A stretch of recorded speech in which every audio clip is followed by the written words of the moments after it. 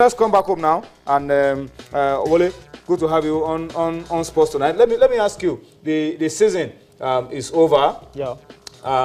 Very difficult season, on and off for the World Cup, on and off for some of the major competitions, for the World Cup qualifiers. But at the end of the day, the league has ended peacefully. Although people still say it could have been a lot better than what we saw in terms of teams boycotting games, not being able to fulfill their obligation and all of that. As somebody who was active during the season, what can you say about this season?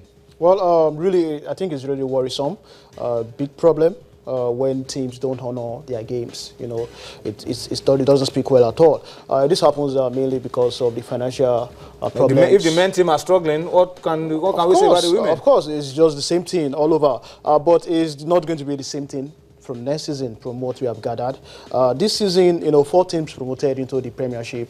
We have teams like COD United of Lagos, we have Capital City Doves, we have FC Robo of Lagos, and Martins White Dove. And funny enough, these teams, the 4 teams that got promoted into the Premiership are going down. We will talk about that later. We will talk about that later on. We will talk about surely. it as we go along on the show, because it's a case of coming in and then going down immediately. Of course, so yeah.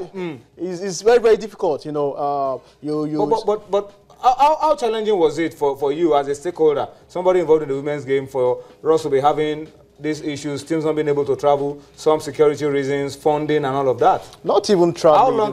How long can we continue to talk about this season in, season out? It's very, very sad, I must confess. Even teams that are playing at home don't even come out sometimes. Walked over at home. Yes. That's how bad it can get. It's that bad, and I think the reason is because there's no sponsorship yet.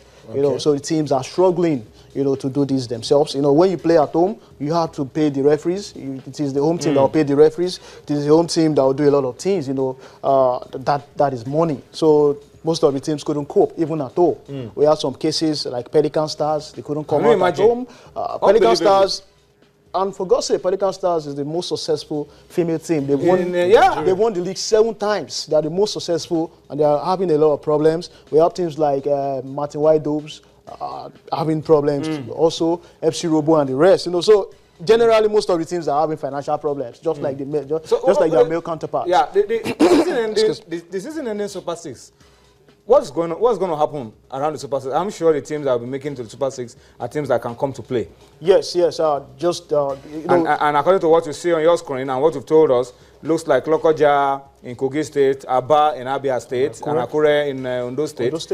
Maybe staging the Super 6. Of course, I think it's a good one. In October? In October, yeah. This month, next month, So I think it's a great one for any of the 3 that was going to host the Super 6. But what came in about the Super 6, I just want to briefly say it. We had an abridged league, Group A and Group B. Just like you said earlier, they had problems like the World Cup was this year. And the female league is like whenever a major competition comes in, it stops. Goes to a halt. Yes, and that is a major problem. If there's a sponsorship deal on ground, things will not happen. And I think another thing that contributed to it, Wole, is the fact that when the national team is playing and a club supplies like 9, 10 up together of those players, the team can play their games. Of course. And now the other teams also that have about 3 or 4 players in the 8th grade teams, also complain. They also say, look, our top players are not around. And even the administrators do not help. They just pack their bags. Of course. Okay, let's take a look at what we have. Group A.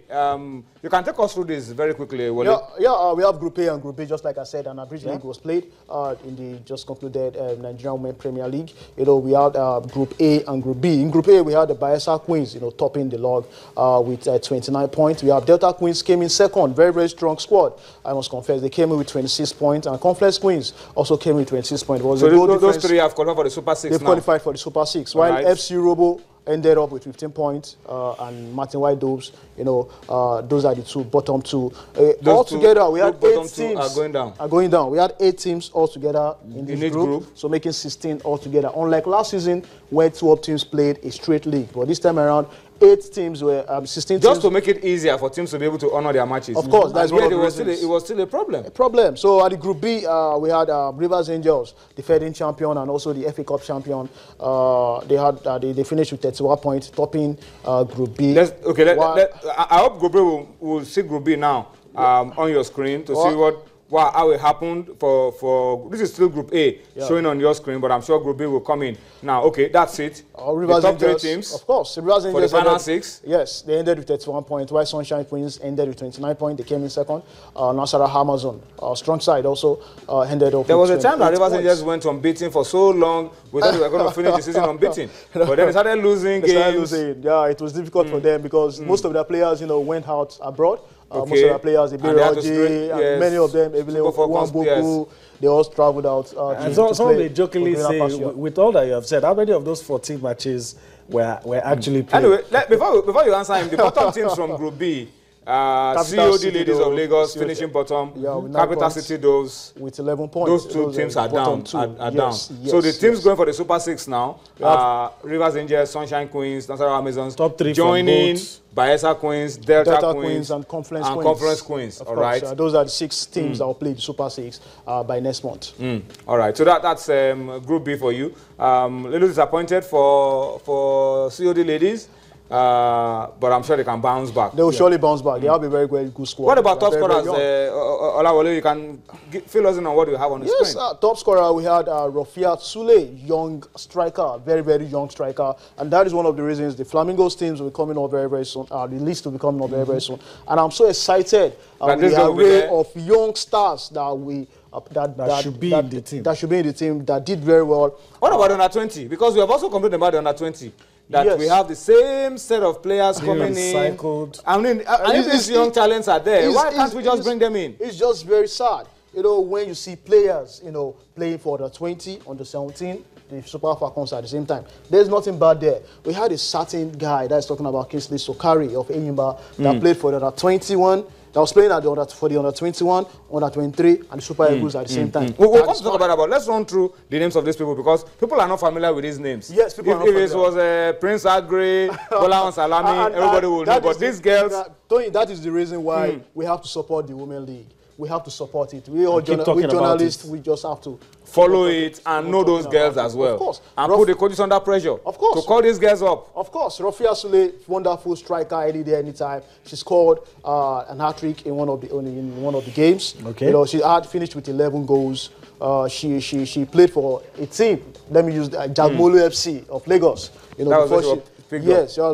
was where she was picked up, and she went through the youth academy of Bayelsa Queens, and this season she did very well, scoring 11 goals. And Precious Edewo of Osun Babes. That's your team? Yes, she received a lot. That's your girl? Of course, a lot of awards. This girl was picked from nowhere. She played. She was not.